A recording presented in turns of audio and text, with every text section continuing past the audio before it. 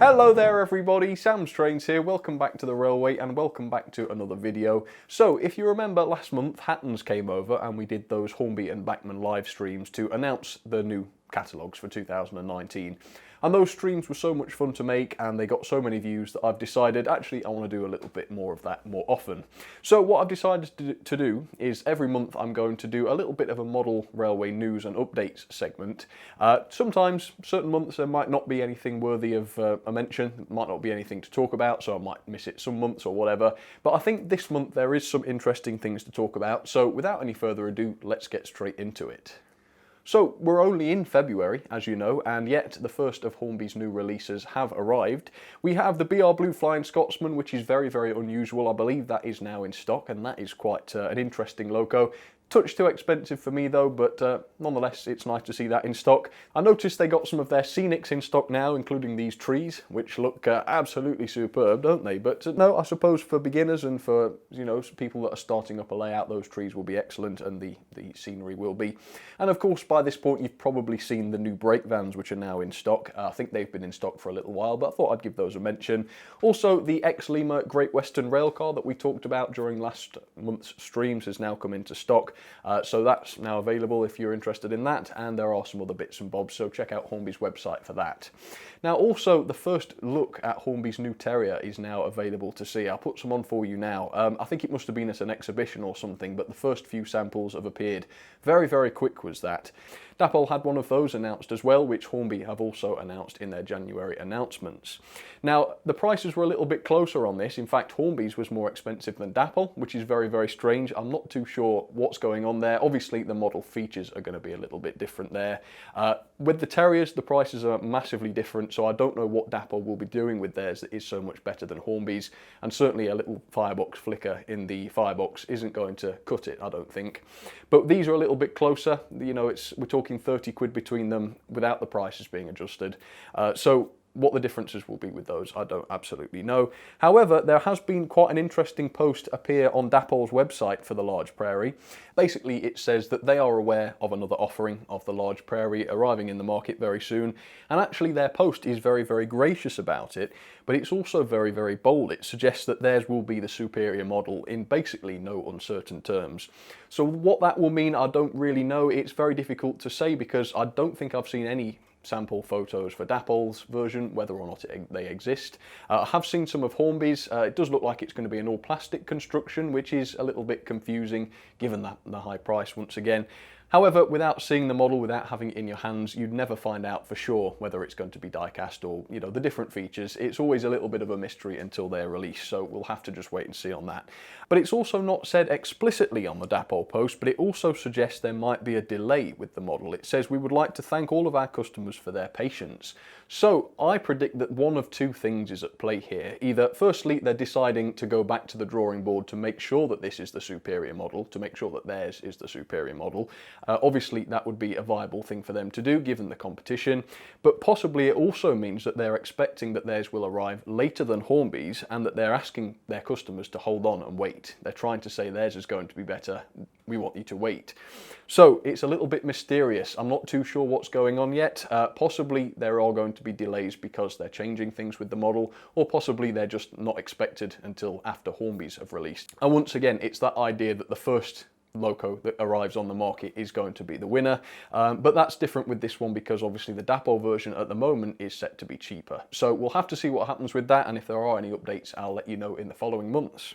Okay, so there's been some very, very interesting new announcements made by Oxford Rail. Not enough really to make an entire live stream about it, but there was certainly enough to talk about. So most of it is just stuff returning to the range. I noticed there was a train pack with the East Kent Railway, I believe it was, Adams radial tank, in order to celebrate some sort of anniversary. I forget exactly what that was now, but if you want to look that up, absolutely feel free to. But the most important part of the new Oxford announcements was their announcement of the new J27. So quite an interesting idea that, to go back to the LNER. Many of us were expecting maybe an LMS based locomotive or something else, but no, they've decided to stick with the LNER region, which is absolutely fine by me. I'm not too bothered about variety, so hopefully that'll be very, very interesting. It's not due anytime soon, so there's nothing to get excited about right now, but that seems to be the next project on the cards for Oxford Rail, so that's very, very exciting, and we'll see what happens with that.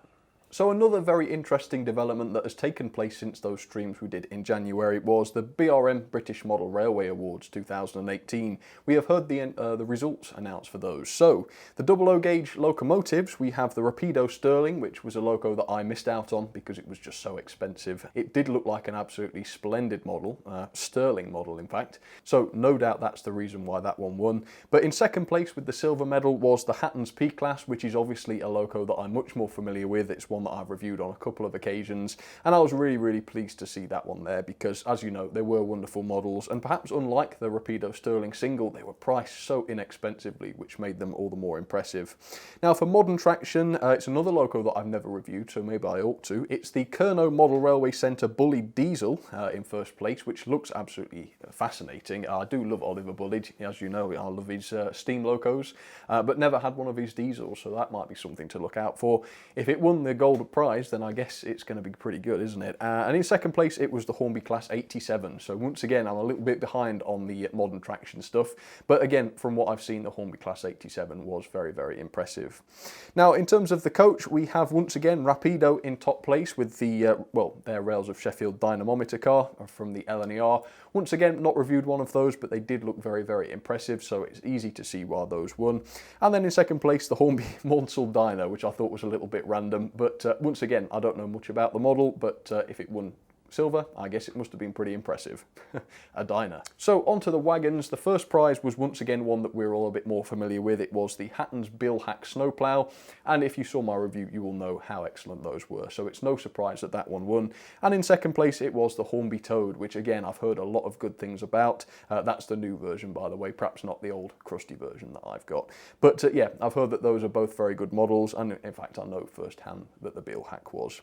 Okay, so manufacturer of the year for 00 gauge was Hattons Model Railways, which is amazing news, and it's very well deserved, of course, because so many, well, in fact, all of Hattons' first models that they've produced themselves, not under commission or anything like that, have been absolutely astonishing. We've had the Barclays, we've had the P-Class, there's been all sorts of different rolling stock, including Warwell wagons, and so yeah, there's a whole host of fantastic models produced by Hattons, and more on the way. And then second up was Hornby, and of course Hornby continue to produce fantastic models along the 00 range, so it's no surprise to see them there. And on top of that, Hornby did in fact win the overall manufacturer of the year, so once again, no surprise there. Hornby consistently produce fantastic models, and I think that's reflected there in the results. Okay, so speaking of Hattons, there is a little bit of news regarding their FEA container wagons. I did have a quick look on their Twitter feed, and it says that those are now confirmed to be on their way to the UK, and those are due to be arriving sometime in March. So if you like your modern traction, your modern rolling stock, I suppose that's something that you might be excited about.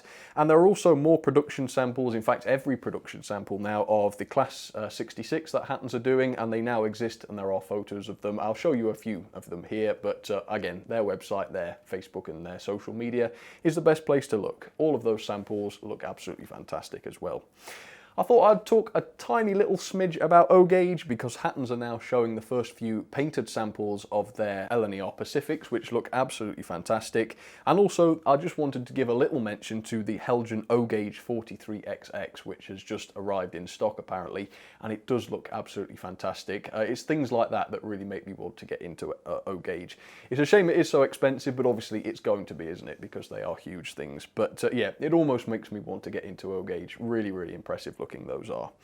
And finally then, I thought I would just say a little word about Bachmann. Now, there's not much to say about Bachmann because obviously they haven't really announced very much new stuff, at least not in 00 gauge. But there was, of course, that hopper wagon that they announced, the new tooling. Now, these images have probably been available, thinking about it, since we did the streams last month, but I thought I would show them anyway, just because I haven't got anything else Bachmann-wise to show. So there you go, there's a couple of the painted samples of those. Like I say, I'm sort of 50% sure that they were available last time we streamed, but I wanted to do something Bachmann Bachmann at least. I wanted to give it a mention. So I think that is basically it. That's all of my news. I don't think there's anything more to say right now.